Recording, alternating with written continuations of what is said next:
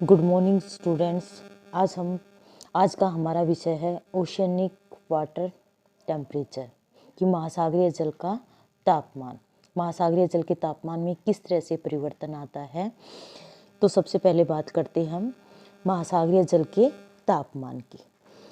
Like oceanic salinity, oceanic temperature various depending on depth and location on the surface of the oceans.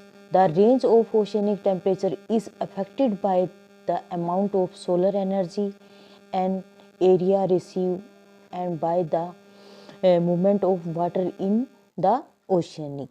कि महासागरीय जो जल का temperature है वो महासागर में उपस्थित लवणता, महासागरों में उपस्थित जो लवणता है या महासागरों की जो गहराई है उसके ऊपर डिपेंड करता है, या इनकमिंग सोलर रेडिएशंस के अमाउंट के ऊपर भी डिपेंड करता है कि कितनी एनर्जी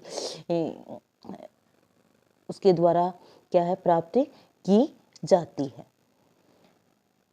कुछ पॉइंट्स हैं हमारे पास कि जो महासागरीय जल के तापमान को क्या है से रिलेटेड। तो सबसे पहले बात करते हैं कि महासागर जो है जैसे अर्थ की तरह ही महासागरों को क्या है कि एनर्जी का जो सोर्स है वो है सोर्स ऑफ एनर्जी है सन से महासागरों को क्या है ऊर्जा प्राप्त होती है इनकमिंग सोलर रेडिएशंस के रूप में। महासागरीय जल का जो तापमान है वो हर जगह हर डायरेक्शंस में क्या है एक जैसा नहीं होता। स्थान और दिशा के संदर्भ में क्या है महासागरों के जो जल है उसके जल में परिवर्तन होता रहता है। टेम्परेचर में जो चेंज है वो horizontal change and vertically change भी आता है। कि हॉरिजॉन्टल जब चेंज की बात करते हैं कि क्षैतिज रूप से कि जैसे जैसे लैटिट्यूडनल डिफरेंस भी हम कह सकते हैं कि लो लैटिट्यूड से जैसे जैसे हम हाई लैटिट्यूड की तरफ मूव करते हैं वैसे वैसे जो है महासागरीय जो जल है उसके तापमान में परिवर्तन आता है। वर्टिकल डिस्ट्रीब्यूशंस की अगर बात करें महासागरियों की गहराई के संदर्भ में इसमें बात की जाती है कि जैसे जैसे महासागरों के अंदर गहराई बढ़ती है वैसे वैसे महासागरों के तापमान में परिवर्तन आता है। अपर सरफेस पे टेम्परेचर क्या है ज़्यादा होता है और गहराई बढ़ने के साथ साथ महासागरों का जो जल है उसके तापमान में क्या है कमी आती है। नॉर्मली अगर हम ओशियनिक वाटर टेम्परेचर की अगर हम बात करते हैं तो -5 डिग्री सेल्सियस से 33 डिग्री सेल्सियस के बीच में टेम्परेचर पाया जाता है। महासागरों के जल के तापमान में जो चेंजेस है वो क्या है लार्ज स्केल के ऊपर क्या है जो है जल राशियां हैं, जल राशियों में वृहद स्तर पर जो सर्कुलेशंस जो उत्पन्न होते हैं उनके कारण भी महासागरों के जल में जो है परिवर्तन आता है। ओशियनिक वेव्स और ओशियनिक जो करंट जब उत्पन्न होती हैं तभी महासागरों के जल में परिवर्तन आता है। और महासागरीय जो धाराएं हैं और महासागरीय जो धाराएं हैं और महासागरीय धाराएं और महासागरों के जो जल में परिवर्तन के कारण समुद्री जो जीव हैं और समुद्र जो वनस्पति है वो भी क्या है काफी प्रभावित होती है। नेक्स्ट पॉइंट की अगर हम बात करें कि process of heating and cooling of oceanic water की महासागरीय जो जल है वो किस तरह से गर्म होता है और किस तरह से वो क्या ठंडा होता है। तो सबसे पहले बात करते हैं महासागरीय जल की गर्म होने की। महासागरों का जो जल है वो टू मेथड से क्या है गर्म होता है। सबसे फर्स्ट मेथड की अगर हम बात करें सौर विकिरणों के अवशोषण द्वारा कि सोलर जो रेडिएशंस हैं इनकमिंग सोलर रेडिएशंस हैं उनके एब्जॉर्प्शंस के द्वारा भी उनके अवशोषण के द्वारा भी महासागरों की गहराई में जैसे ही सूर्य की किरणें क्या है प्रवेश करती है तो महासागरों का जो जल है वो गर्म होता है। First point. सेकंड पॉइंट की अगर हम बात करें by the heat of interior part of earth की पृथ्वी का जो आंतरिक भूभाग है और आंतरिक भाग की जो उष्मा है उसके द्वारा भी महासागरों का जो जल है वो क्या है गर्म होता है। उष्मा का जो यह सोर्स जो है तो ये क्या है नगण्य है, बिल्कुल ना के बराबर है। अब नेक्स्ट पॉइंट की अगर हम बात करें, ओशियनिक वाटर कूलिंग, कि महासागरों का जो जल है वो किस तरह से ठंडा होता है। महासागरों का जो जल है वो 3 मेथड से क्या है ठंडा होता है। सबसे पहले बात करें हम out going back radiation, second point है कन्वेक्शन के द्वारा, थर्ड पॉइंट है आपका इवेपोरेशंस के द्वारा, वाष्पीकरण के द्वारा। आउटगोइंग जो बैक रेडिएशंस है, आउटगोइंग बैक रेडिएशंस के द्वारा क्या है, क्योंकि रात के समय जो समुद्री जल की सतह से क्या है उष्मा का क्या है विकिरण होता है, और यह उष्मा जल से निकलकर हमारे एटमॉस्फेयर में चली जाती है और जल जो है वो क्या है ठंडा हो जाता है। नेक्स्ट पॉइंट है जैसे कन्वेक्शन, संवहन के द्वारा, संवहन के द्वारा समुद्री जल का तापमान समुद्र जल की ऊपरी सतह की उष्मा क्या है संवहनीय धाराओं द्वारा जल की निचली सतह में चली जाती है, और इस प्रक्रिया से जल की जो ऊपर अपर लेयर जो है उसका टेम्परेचर क्या है काफ़ी कम हो जाता है। नेक्स्ट पॉइंट की अगर हम बात करें वाष्पीकरण, वाष्पीकरण के द्वारा उष्मा जो है घटती है, जल के वाष्पीकरण में जल की उष्मा कम हो जाती है। ठीक वैसे ही जैसे पसीना सूखने पर हमें ठंड का अनुभव होता है, उसी तरह से समुद्री जल प्रत्येक तापमान पर क्या है वाष्पीकृत होती रहती है। नेक्स्ट पॉइंट है हमारा हॉरिजॉन्टल डिस्ट्रीब्यूशंस ऑफ टेम्परेचर, कि महासागरीय जल के तापमान में 37 वितरण।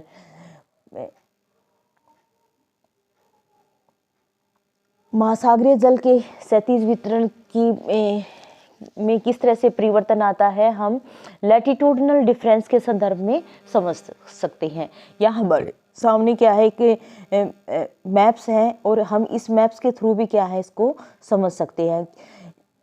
अब जो डार्क शेड है, डार्क शेड जो है बिल्कुल डार्क जो शेड है, जिन पार्ट में बिल्कुल डार्क शेड है उन भागों का जो सागरीय जो तापमान है वो क्या है 26 डिग्री सेल्सियस से भी ज़्यादा पाया जाता है। जैसे जैसे हमारी क्या है शेड लाइट होती जा रही है वैसे वैसे ओशियनिक जो टेम्परेचर है क्या वो कम हो रहा है, और ये जो चेंजेस आ रहा है वो लैटिट्यूडनल चेंजेस के कारण आ रहा है।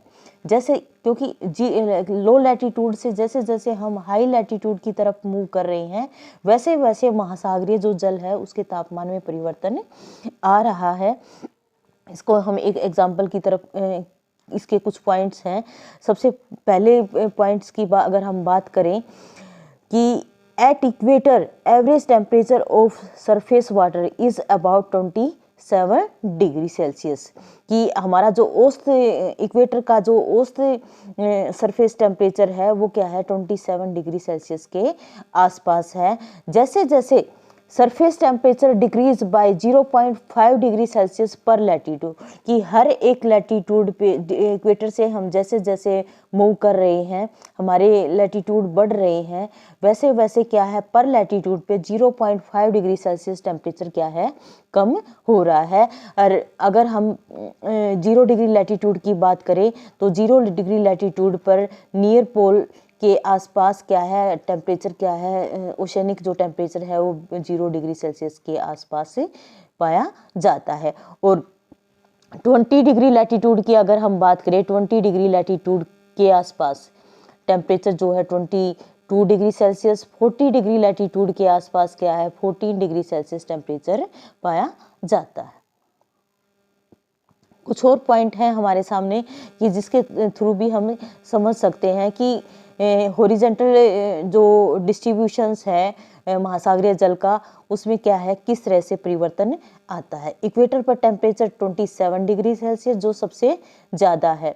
इक्वेटर टू पोल जैसे जैसे हम मूव करते हैं टेम्परेचर क्या है 0.5 डिग्री सेल्सियस पर लैटिट्यूड कम होता चला जाता है। 20 डिग्री लैटिट्यूड पर 22 degree Celsius temperature, 40 degree Celsius 40 degree latitude पर 14 डिग्री सेल्सियस टेम्परेचर और 60 डिग्री लैटीट्यूड पर 1 डिग्री सेल्सियस टेम्परेचर पाया जाता है, और 90 डिग्री लैटीट्यूड पर 0 डिग्री सेल्सियस टेम्परेचर या माइनस में भी टेम्परेचर रिकॉर्ड किया जाता है। Northern hemisphere and southern hemisphere की अगर हम बात करें तो नदर्न हेमिस्फीयर पे जो है water temperature 19 degree Celsius, southern hemisphere पे oceanic water temperature 16 degree Celsius पाया जाता है। और दोनों हेमिस्फीयर में, नदर्न एंड सदर्न हेमिस्फीयर में तापमान में जो ये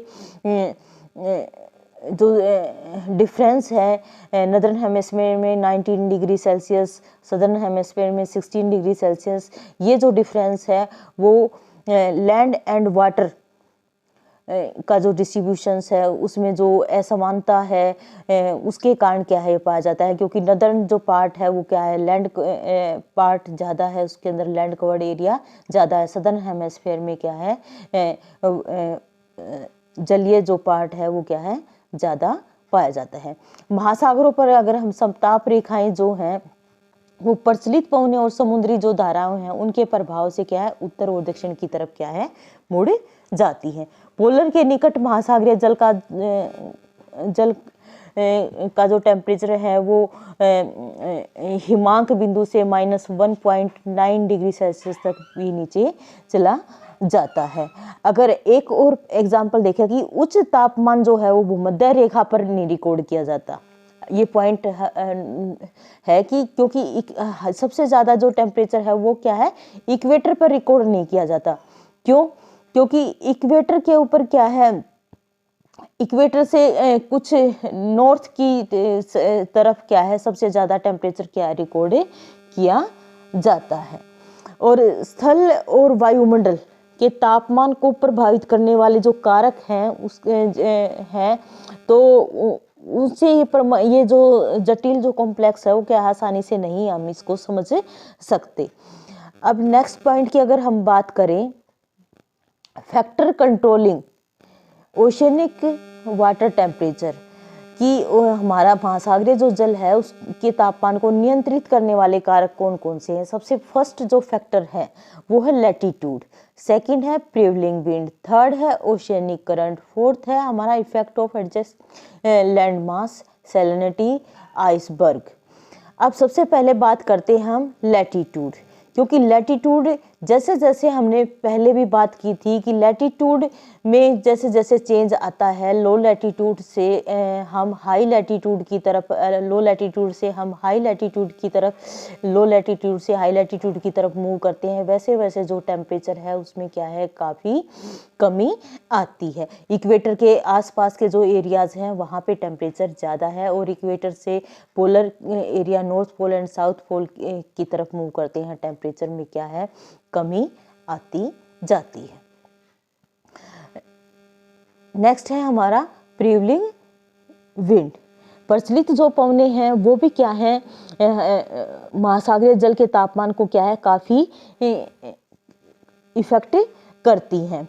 क्यों? क्योंकि स्थल से जल की ओर जो बहने वाली प्रचलित पवनें हैं वो समुद्री जल को तट से परे बहा ले जाती हैं, और हटा हुआ जो जल, गर्म जल का स्थान क्या है, ठंडा स्थान लेने के लिए क्या है, उसके नीचे से समुद्र का जो ठंडा पानी है वो क्या है, ऊपर आ जाता है, जिसके कारण सागरीय जल का जो तापमान है वो कम हो जाता है। उसको हम एक एग्जाम्पल से भी समझ सकते हैं कि उष्ण कटिबंध में पूर्व से आने वाली जो ट्रेड विंड्स हैं उसके प्रभाव से महासागरों के पूर्वी तट पर समुद्री जल का जो टेम्परेचर है वो कम हो जाता है, जबकि पश्चिमी तटों पर समुद्री जल का जो टेम्परेचर है वो क्या है, काफ़ी बढ़ जाता है। अगर इसके अपोजिट अगर हम बात करें शीतोष्ण कटिबंध की, वहाँ पे वेस्टर्लीज विंड के प्रभाव से महाद्वीपों के पश्चिमी तटों पर क्या है, समुद्री जल का तापमान कम हो जाता है, और पूर्वी तटों के ऊपर समुद्री जल का तापमान क्या है, काफ़ी कम हो जाता है। नेक्स्ट पॉइंट की अगर हम बात करें, ओशियनिक करंट, महासागरीय धाराएं। महासागरीय धाराएं जो हैं वो भी जल के तापमान को क्या है, काफ़ी प्रभावित कर देती हैं, क्योंकि जल के तापमान को वहाँ चलने वाली जो गर्म और जो ठंडी धाराएं हैं वो काफ़ी प्रभावित करती हैं। एक एग्जांपल अगर देखें, जो मैक्सिको के पास गर्म जल की धारा चलती है, गल्फ स्ट्रीम की धारा, जो उत्तरी अमेरिका के पूर्वी तट के पास, अगर देखें हम उत्तरी अमेरिका के पूर्वी तट के पास ये गल्फ स्ट्रीम की धारा चलती है। और जैसे ही ये धारा इक्वेटर की तरफ से आने वाली, ठीक है, आने वाली गर्म जल की धारा है, और गर्म जल की धारा जब क्या है इन भागों के पास आती है तो यहाँ के तापमान को क्या है वो बढ़ा देती है। जैसे ही ये धारा यूरोप के उत्तरी अमेरिका के पूर्वी तट के पास था, उत्तरी पश्चिमी यूरोप के पास पहुंचती है, तो क्या है ये दो ड्रिफ्ट में बढ़ जाती है, उत्तरी अटलांटिक ड्रिफ्ट और इसकी एक उत्तरी अटलांटिक ड्रिफ्ट।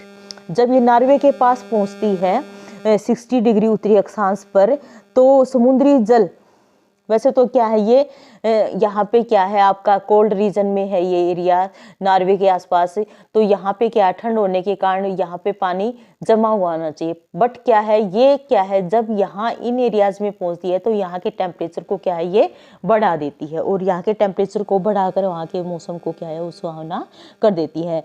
अगर हम दूसरी बात करें लैब्राडोर की ठंडी धारा, क्योंकि पोलर एरिया की तरफ से आने वाली ठंडी जल की धारा है, जिसके कारण क्या है शीत ऋतु में सर्दियों के अंदर क्या है उत्तरी अमेरिका का जो उत्तर पूर्वी जो हिस्सा है, ये उत्तर पूर्वी वाला जो हिस्सा है, यहाँ के टेम्परेचर को क्या है ये काफ़ी डाउन कर देती है, काफ़ी कम कर देती है।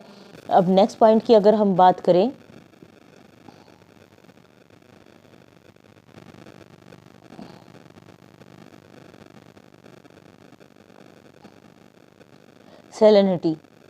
सैलिनिटी जो है वो भी क्या है महासागरीय जल की जो लवणता है वो भी क्या है महासागरों के तापमान को क्या काफ़ी बढ़ाती है। किस तरह से, क्योंकि अगर समुद्र के जल में लवणता की मात्रा ज़्यादा है, लवणता क्या करेगी उष्मा को ज़्यादा मात्रा में ग्रहण कर लेती है, जिससे क्या है वहाँ के टेम्परेचर को बढ़ा देगी। जिन महासागरों में सैलिनिटी ज़्यादा है, लवणता ज़्यादा है, उन महासागरों का तापमान भी क्या है, उन क्षेत्रों का तापमान क्या है ज़्यादा पाया जाता है। जहाँ पे क्या है लवणता की मात्रा कम पाई जाती है, उन भागों में क्या है उन महासागरों का तापमान जो है वो कम पाया जाता है। इसको हम एक एग्जाम्पल के उसमें देख सकते हैं। जैसे अब जो क्योंकि कर्क रेखा और मकर रेखा के ऊपर सबसे ज़्यादा सैलिनिटी पाई जाती है, सबसे ज़्यादा लवणता पाई जाती है, और अब देखा जाए तो ये पार्ट्स बिल्कुल डार्क जो है 37 मोर देन जो है 37% से भी ज़्यादा क्या है यहाँ पे क्या है महासागरों के जल में क्या है सैलिनिटी है, और जिसके कारण क्या है सैलिनिटी इन भागों में ज़्यादा है, तो इन भागों का जो कर्क और मकर रेखा का जो पार्ट है, इन भागों में क्या है महासागरीय जल का जो तापमान है वो भी क्या है ज़्यादा पाया जाता है। अगर नेक्स्ट पॉइंट की अगर हम बात करें कि जल और स्थल,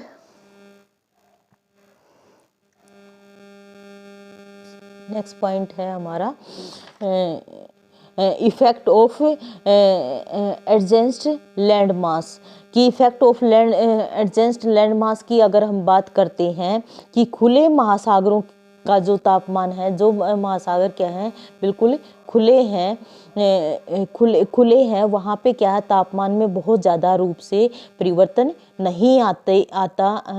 और क्यों नहीं आता, क्योंकि वहाँ पे क्या है जल का आसानी से क्या स्थानांतरण होता रहता है, और तापमान में क्या है सारा साल जो तापमान है क्या है वो एक जैसा रहता है, ज़्यादा तापमान में परिवर्तन नहीं देखा जाता। बट जो भाग क्या है आंशिक रूप से या पूरी तरह से स्थल से घिरे हुए होते हैं, क्योंकि उन भागों का, उन सागरीय भागों का तापमान क्या है ज़्यादा पाया जाता है, गर्मियों में ज़्यादा और सर्दियों में क्या है कम पाया जाता है। क्यों? क्योंकि स्थल है वो जल्दी गर्म होता है, जल्दी ठंडा होता है। जैसे भूमध्य रेखा के पास क्या है ग्रीष्म ऋतु में खुले सागर, का जो जल का जो टेम्परेचर है वो 26 डिग्री सेल्सियस के आसपास है, जबकि जो रेड सी है, रेड सी का तापमान क्या है वो 30 डिग्री सेल्सियस के आसपास पाया जाता है, क्योंकि रेड जो सागर है, लाल सागर जो है वो क्या है, स्थल से घिरा हुआ है। अगर हम नेक्स्ट पॉइंट की बात करें, आइसबर्ग,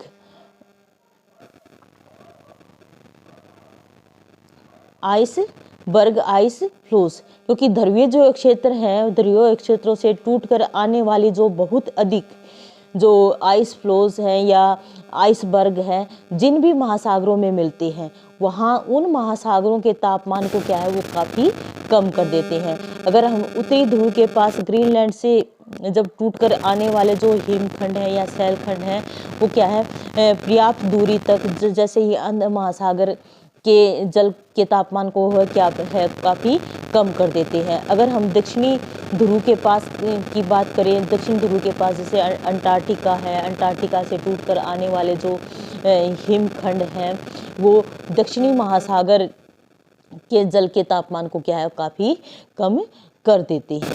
अब नेक्स्ट जो पॉइंट है हमारा, नेक्स्ट पॉइंट की बात करें, वर्टिकल डिस्ट्रीब्यूशंस ऑफ टेम्परेचर, कि महासागरीय जो जल है उसके लंबवत वितरण किस तरह से पाया जाता है। महासागरों की सतह का सबसे अधिक सूर्य ताप प्राप्त होता है, क्योंकि इसलिए महासागरों का की अपर जो सरफेस है वहाँ पे सारा सबसे ज़्यादा इंसोलेशन, जैसे जैसे हमारी गहराई बढ़ती है, सतह के अंदर गहराई पर हम जाते हैं, समुद्र की अपर सरफेस से गहराई की तरफ जाते हैं, वैसे वैसे क्या है महासागरीय जल का जो तापमान है वो क्या है कम होता चला जाता है। क्योंकि 200 मीटर की गहराई से अगर नीचे जाएंगे, क्योंकि 200 मीटर की गहराई से नीचे सूर्य की किरणें प्रवेश नहीं करती, और सूर्य की किरणें प्रवेश कम करने के कारण महासागरों के जो आंतरिक भाग हैं वहाँ पे महासागरों का जो तापमान है, आंतरिक भागों में तापमान बहुत ही कम पाया जाता है। इसको हम क्या 3 लेयर्स में डिवाइड किया गया है, 3 लेयर सिस्टम के द्वारा भी हमें समझ सकते हैं। First layer system, second layer system and third layer system. सबसे पहले अगर हम बात करें फर्स्ट लेयर सिस्टम की, फर्स्ट लेयर सिस्टम में है जो ट्रॉपिकल ओशियंस वाटर्स जो हैं, ठीक है। ट्रॉपिकल ओशियंस वाटर की जो सरफेस लेयर है वो क्या है 500 मीटर मोटी है, और यहाँ का जो टेम्परेचर है 500 मीटर की डेप्थ तक ट्रॉपिकल्स रीजन में 20 डिग्री सेल्सियस से 25 डिग्री सेल्सियस टेम्परेचर पाया जाता है। और मिड लैटिट्यूड में क्या है ग्रीष्म ऋतु में ये बेल्ट जो है ग्रीष्म ऋतु में विकसित होती मध्य अक्षांशों के अंदर। जब हम दूसरी लेयर की अगर बात करें, सेकंड जो लेयर है, इस लेयर को हम थर्मोक्लाइन लेयर भी कहते हैं। इसकी गहराई जो है, गहराई के साथ क्या है इसमें इस लेयर में तापमान में क्या है काफ़ी गिरावट आती है। 500 मीटर से लेकर 1000 मीटर की गहराई इस लेयर की पाई जाती है। थर्मो लेयर के बाद आती है हमारी थर्ड लेयर जो है, जिसको हम डीप लेयर भी कहा जाता है। सबसे ज़्यादा कोल्ड लेयर पाई जाती है ये डीप लेयर। डीप लेयर के अंदर जो है इसको डीप सी फ्लोर के अंदर होती है, और हाई लैटिट्यूड में उच्च अक्षांशों में 66.5 डिग्री नॉर्थ और साउथ में आर्टिक और एंटार्कटिका जो सर्कल है वहाँ पे क्या है ये लेयर एग्जिस्ट करती है। वाटर जो टेम्परेचर है इस लेयर के अंदर 0 डिग्री सेल्सियस के आसपास से 0 डिग्री सेल्सियस के आसपास यहाँ पे टेम्परेचर पाया जाता है इस परत के अंदर। जैसे अभी हमने जिन लेयर्स की बात की उसमें सबसे अपर लेयर थी हमारी सरफेस लेयर जो 500 मीटर की हाइट तक पाई जाती है। दूसरी थी हमारी थर्मोक्लाइन लेयर्स जो कि 500 से लेकर क्या है 1000 मीटर की गहराई तक पाई जाती है। और सबसे थर्ड जो लेयर थी हमारी डीप वाटर लेयर जिसमें टेम्परेचर क्या है 0 डिग्री सेल्सियस के आसपास से पाया जाता था। एक एग्जाम्पल हम इस एग्जाम्पल के थ्रू भी समझ सकते हैं कि जैसे जैसे हमारी डेप्थ बढ़ती है, गहराई बढ़ती है, वैसे वैसे जो वाटर टेम्परेचर है उसमें क्या है गिरावट आती जाती है। एक एग्जाम्पल और भी हम देख सकते हैं कि महासागरीय जो जल है उसके में वर्टिकल जो चेंजेस आता है वो किस तरह से आता है। जैसे दो एग्जाम्पल हमारे पास हैं, हिंद महासागर और लाल सागर। हिंद महासागर के अंदर जैसे 360 डिग्री मीटर की गहराई तक क्या है, खुले सागर हैं, ठीक है। खुले सागर हैं तो टेम्परेचर में क्या है, जो 360 डिग्री तक तापमान में क्या है, हिंद महासागर और लाल सागर के टेम्परेचर में क्या है, ज़्यादा बिल्कुल कोई चेंज नहीं है। जैसे जैसे गहराई बढ़ी और जैसे जैसे गहराई बढ़ी तो क्या है, दोनों ही जल तल के न मिलने के कारण जल का जो तल है वो मिल नहीं पा रहा, जिसके कारण क्या है, हिंद महासागर और लाल महासागर का एक जलमग्न कगार के द्वारा क्या है, दोनों भाग क्या है अलग हो गए हैं, क्योंकि हिंद महासागर अलग हो गया और लाल महासागर क्या है, अलग हो गया है। और 3600 मीटर की हाइट पर अगर देखें तो हिंद महासागर का तापमान 2 डिग्री सेल्सियस और लाल महासागर का तापमान 21 डिग्री सेल्सियस। अब लाल महासागर क्या है, स्थल अवरुद्ध है, लैंड है, क्योंकि लैंड जल्दी गर्म होता है, जल्दी ठंडा होता है, इसलिए यहाँ का तापमान क्या है, सर्दियों में अधिक, सर्दियों में कम और गर्मियों में क्या है, ज़्यादा पाया जाता है। फिर बात करते हैं हम रेंज ऑफ टेम्परेचर की, जो range of temperature in oceanic water की, महासागरीय जल में जो तापांतर है वो किस तरह से पाया जाता है। अगर हम औसत दैनिक तापमान क्या है, महासागरों के एवरेज जो दैनिक डेली टेम्परेचर है क्या है, वो बहुत कम पाया जाता है। कम क्यों पाया जाता है, क्योंकि स्थल खंड की अपेक्षा, लैंड की अपेक्षा क्या है, वाटर क्या है, वो धीरे से गर्म और धीरे से ठंडा होता है, जिसके कारण एक दिन या 24 घंटों के अंदर क्या है, दिन की गर्मी और रात की जो ठंडक है उससे क्या, समुद्र के जल के तापमान में कोई विशेष परिवर्तन नहीं आता, कोई ज़्यादा चेंज नहीं आता। समुद्र के जल के तापमान में जो परिवर्तन आता है वो ऋतु परिवर्तन के कारण ही आता है, और जैसे ही ऋतु के अंदर परिवर्तन आता है, महासागरीय जल के तापमान में भिन्नता दर्ज की जाती है, भिन्नता रिकॉर्ड की जाती है।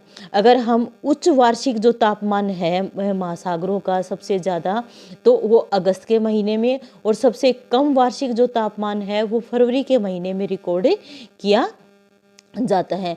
और महाद्वीपों की तुलना में महासागरों पर क्या है, वार्षिक जो तापांतर है, महाद्वीपों की तुलना में महासागरों पर वार्षिक तापांतर है वो क्या है, काफ़ी कम पाया जाता है।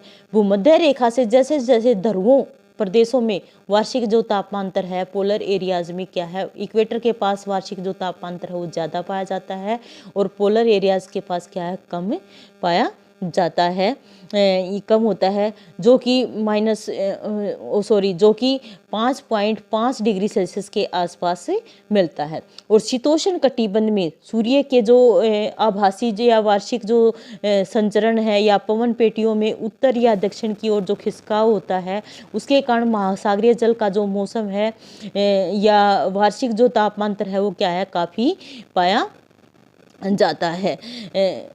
वार्षिक जो तापमांतर है वो सबसे ज़्यादा उत्तर पश्चिमी अटलांटिक महासागर में न्यू फाउंडलैंड के पास 20 डिग्री सेल्सियस जो है वो रिकॉर्ड किया जाता है, या उत्तर पश्चिमी प्रशांत महासागर का व्लादिवोस्टोक के निकट क्या है, 25 डिग्री सेल्सियस टेम्परेचर जो है वो नोट किया जाता है।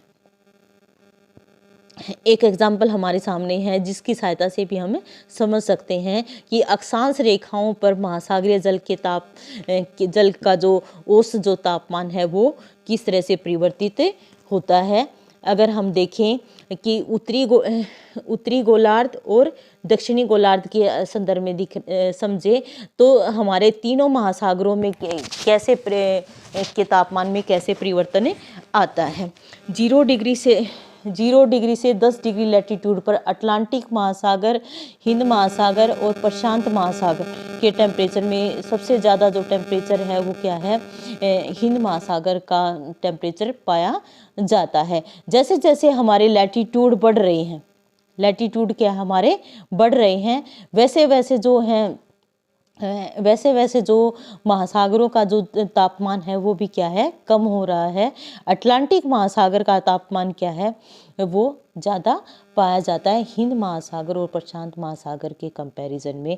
अगर हम दक्षिणी गोलार्ध की बात करें, दक्षिणी गोलार्ध में क्या है, 0 डिग्री से 60 से 70 डिग्री अक्षांशों पे माइनस में टेम्परेचर जो है वो रिकॉर्ड किया जाता है। Thank you students.